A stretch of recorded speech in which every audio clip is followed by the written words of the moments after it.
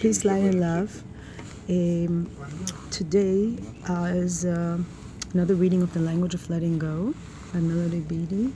Good things coming. Do not worry about how the good has been planned for you will come. It will come. Do not worry, obsess, think you have to control it. Go hunting for it or tangle your mind trying to figure out how and when it will find you. Surrender to your higher power each day. Trust your higher power, then stay peaceful. Trust and listen to yourself. This is how the good you want will come to you. Your healing, your joy, your relationships, your solution, that job, that desired change, that opportunity, it will come to you naturally with ease and in a host of ways. That answer will come. The direction will come. The money, the idea, the energy, the creativity, the path will open itself to you. Trust that, for it has already been planned. It is futile, a waste and drain of energy to worry about how it will come. It is already there. You have it already. It is in place. You just cannot see it. You will be brought to it, or it will be brought to you. Today I will relax and trust that good I need will find me, either through my leadings or the leading of others. All I want and need will come to me when the time is right. So, let me see. So, we have a little bit of problem in the train, and the question is, how do we handle it? Since I'm not in a hurry, I'm not stressed out, but the test is always, when you're under stress, how do you behave? I decided not to stress myself out, and so I had an interaction today, this morning, that was not very favorable, and I decided to teach others how to treat me, and I walked off. We teach others how to treat us, and I just walked off. So now I'm going to read you the next one, because there are two readings today. December 23, Holiday Triggers. One year when I was a child, my father got drunk and violent at Christmas. This is an anonymous saying, not me. I had just unwrapped a present, a bottle of hand lotion, when he exploded in alcoholic rage. Our Christmas was disrupted. It was terrible. It was frightening for the whole family. Now, 35 years later, whenever I smell hand lotion, I immediately feel all the feelings I did that Christmas: the fear, the disappointment, the heartache, the helplessness, and an instinctive desire to control. There are many positive triggers that remind us of Christmas: snow, decorations, silent night, jingle bells, wrapped presents, and nativity scenes, stockings hung from a fireplace. These triggers can evoke in us the warm, nostalgic feelings of the Christmas celebration. There are other kinds of triggers, though, that may be less apparent and evoke different feelings and memories. Our mind is like a powerful computer. It links sight, sound, smell, touch, and taste with feelings, thoughts, and memories. It links our senses, and we remember. Sometimes the smallest, most innocuous incident can trigger memories. Not all our memories are pleasant, especially if we grew up in an alcoholic, dysfunctional setting. We may not understand why we suddenly feel afraid, depressed, anxious. We may not understand what has triggered our codependent coping behavior, the low self-worth, the need to control, the need to neglect ourselves. When that happens, we need to understand that some innocuous event may be triggering memories recorded deep within us. If something, even something we don't understand, triggers painful memories, we can pull ourselves back into the present by self-care, acknowledging our feelings, detaching, working the steps, and affirming ourselves. We can take action to feel good. We can help ourselves feel better each Christmas. No matter what the past held, we can put it in perspective and create a more pleasant holiday today.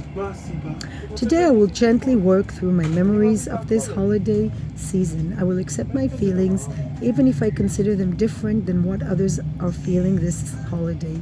God, help me let go, heal from, and release the painful memories surrounding holidays. Help me finish my business from the past so I can create the holiday of my choice. So it took me a long time to get over one particular Christmas when my son, my eldest son, had fever, 38 degrees Celsius fever. And he was less than a year old, and he had fever. And we were supposed to go to my in-laws in the train. We didn't have a car.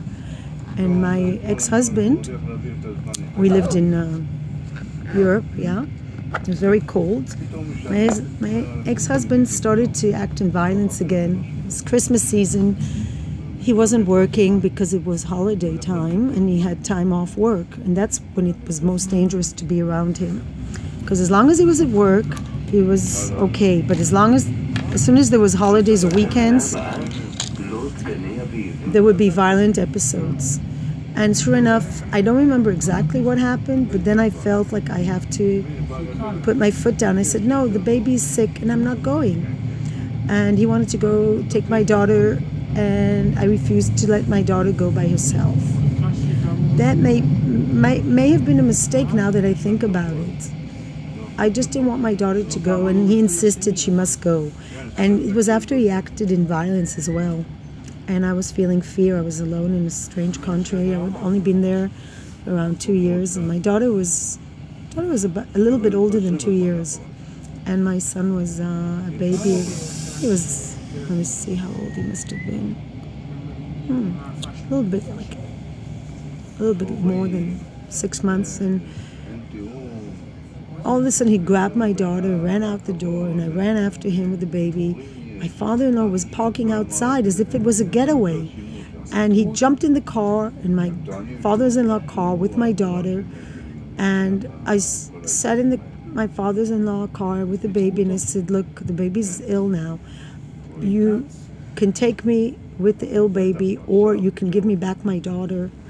This is not the way to behave. And the father-in-law told him to give back the daughter. And so my daughter and my son, we were at home that Christmas. And then he called and said how much his niece missed the girl. The niece is like 7 years old, and how much he missed seeing my daughter. It was always I have to think about other people. And the fact that he acted in violence didn't even come out. And then I agreed that she'd go for 2 days, and it was very difficult for me. I was alone with the baby, and he didn't even think twice. He just had to go to his parents for Christmas, and it didn't matter. It didn't matter at all how I was feeling, how the baby was feeling, the son he wanted so much. Just brought back memories of Chris Watts and the way he behaved, and the way it's always what he wanted. And at the end, the way he behaved towards those kids was not so different than the way I felt my kids were treated. It was always there were means to an end. And when they no longer served a purpose in his life, he just ignores them and just doesn't even acknowledge them in any way. It's only things that serve a purpose in his life, and that's a typical narcissistic psychopath. And I think a lot of us around the holiday seasons were forced to be isolated from work or everyday life, school, with narcissistic psychopaths who didn't acknowledge our feelings. And I think it goes back to my own family. Having a mother who never acknowledged my feelings, and it's always about what she needed in her life, and she had to be the perfect mother, but she never looked at my needs. Her needs were always like she needed to be this perfect mother who functions and gives food and everything, but she never looked at what I needed. And everything was so automatic. There was no exchange of emotions at any time. I don't remember a hug or anything. It was just, if she ever hugged me, it was like a second maybe. I was just thinking about presents as well. My mother used to be a big one on presents. And to compensate for any incident, if there was an incident, she would just buy presents, buy clothes usually. I loved books, and that she wouldn't buy. I'm just thinking that Christmas must be so painful for so many people because of the following reasons. It isolates people in their home. People don't work, and people that are violent become more violent during Christmas. That's just the way it is. Dysfunction grows more acute, and I urge people that are in a dysfunctional relationship with an abusive person to get out before the holiday season. Another Christmas we were supposed to go to the mountains, And I had 3 children at that time, 2, 4, and 6, I believe it was the age, 2, 4, 5. And did we have a car then? Don't remember. I think we had a car. His father gave him his old car that was broken down and didn't work always and was dangerous. I think at that point we had sort of a car. We were supposed to go to the mountains. He booked us you can book very inexpensive family vacations. I was really looking forward to it, and then he had like a meltdown. We were packing, and he just went crazy and started to throw things around, and the police had to come. And I was very strong-willed, and I said, well, he paid for that vacation, so we're going to go. And I had another court order that he stay away because he was violent again. And I packed the kids, and I went with the buggy, and I went on the train with all the winter stuff you need. So, 3 kids, everything on my back, a big backpack, baby buggy. There's just the energy of will. Like I said, that's it. I'm not going to disappoint the kids. We're not going to stay home for Christmas. And I went to the mountains, and I must say it was a very interesting vacation. He never thought to call and look for us. It was somewhere in the mountains in Pagny. It was called Pagny. It's a small little village in Switzerland, in Graubünden area. And at one point, my 4-year-old son, I remember I bought a lot of food at the grocery store before they closed for Christmas. I bought little yogurts for little kids, and my son, my 4-year-old son, now I can laugh, stood at the balcony, because we were 2nd floor or something, of this apartment, vacation apartment, and he just threw the yogurts down. And wouldn't you know it, it was a family of German people vacationing in Switzerland, and they didn't have kids, and they were just these adults having a family gathering, Germans having family gathering. And all of a sudden they had yogurt coming down from my son throwing yogurts on the Germans. And so this German came up and said, "What?" And he yelled at me, "Where are you from?" I was afraid to say Israel. So I said, British, former British mandate. Because I don't know how to lie. And it's just hilarious. And then he came and he said that my son should clean up the yogurt. Actually, that was a good lesson on how to behave. He was just into physics and just wanted to see what happens when he threw down the yogurts from the balcony. Now I can laugh, but then I was crying. Then we went to the swimming pool, and we met the most amazing family. He was Egyptian and she was Italian. They met in Switzerland and they fell in love, and they had 10 kids, yes. And he was driving the bus, and in between he was coming to this vacation. 10 kids. I remember they all had Arabic names, Mohammed, I don't know what. Really nice family, and he was constantly kissing her hand. He was such a nice man. It was really interesting because, you know, who comes for Christmas? Usually people spend it with their families. They don't go to vacations. The Swiss usually spend it with their families. So, and this was like subsidized vacation. So, coming to the end, we had to pack up. The vacation was actually very challenging. The children were registered at ski school. Yes, the Swiss start school at 3 to learn how to ski. There's this huge icy mountain, and I had to climb the mountain with the skis. Then there were really nice men. The men were helping me, fathers of kids, and they each took skis. We all climbed the mountain, and the kids would ski, and they actually got gold medals. Yep. So I took a really difficult situation for my kids, and I turned it around because the kids, both the older kids, the 4 and 6-year-old, both won gold medals. 2nd place, this son, and he kept saying, "I can't do it, I can't do it." And I said, "No, you're going to do it." And he did it. He got 2nd place in the ski race, and my daughter got 1st place, gold medal, in going down the slope. And I took the baby on my back and the skis. I don't know where I had the energy, to be honest. I think madness, sort of determination not to let a bad situation break me. I really identify with Shanann Watts, and she tried so hard to fix her marriage. And I remember buying those same self-help books that she bought. My mother sent it to me, actually. How to Fix a Marriage by Yourself, or something like that. And you know, the truth is, Dr. Phil said it in a recent show. When you're in a relationship by yourself, get out. And I guess I was in this relationship all by myself. No normal person who cares about their children would... He chose to go to his family for Christmas when he had 3 children. And he didn't even call. He didn't even ask how we were doing. So I went back home. It was only temporary. And I forgot how long it was before everything broke down completely. But the violence definitely increased. It always increased. Always increased. And always during holidays. Always during weekends and holidays. It was a nightmare. And I come from the Middle East, but it was worse than any rocket attack or the Gulf War, anything I could ever imagine, because it was just inside your home. There was nowhere to hide, and it was just unpredictable temper tantrums. It would just, all of a sudden, he would just blow up. It wouldn't be a fight or anything, just go crazy. And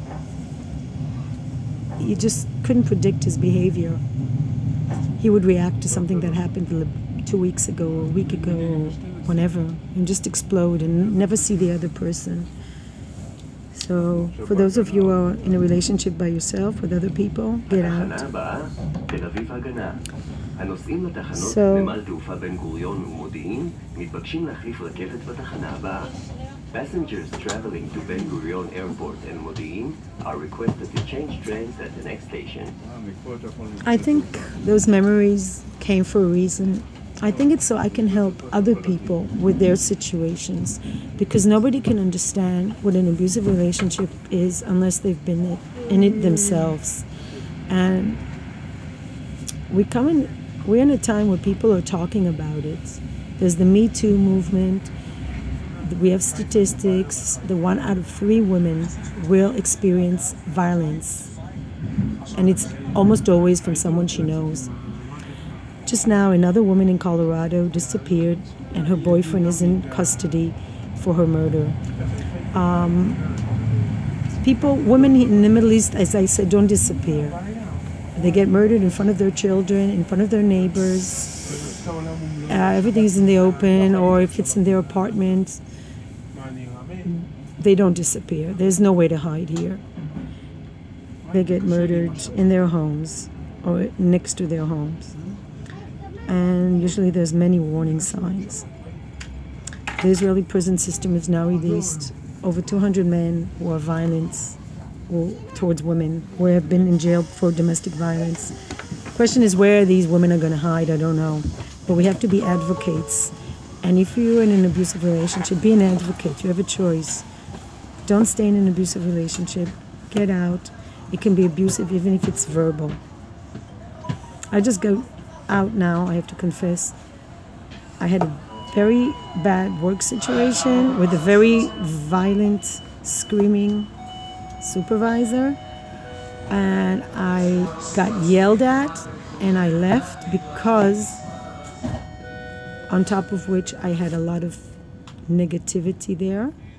And I thought, no, I'm not doing this, not for what they pay me, and not for, I invest so much time.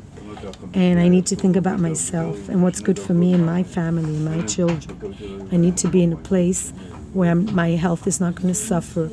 And I cannot be in a situation where people will yell at me.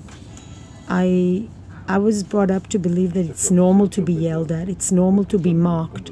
It's normal when my brother would say violent things to me or act violently. It's part of his character. He was excused because he was a man.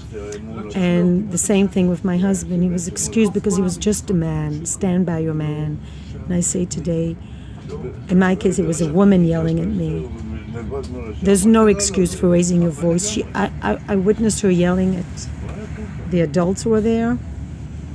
And there are people that are in a situation where they need support.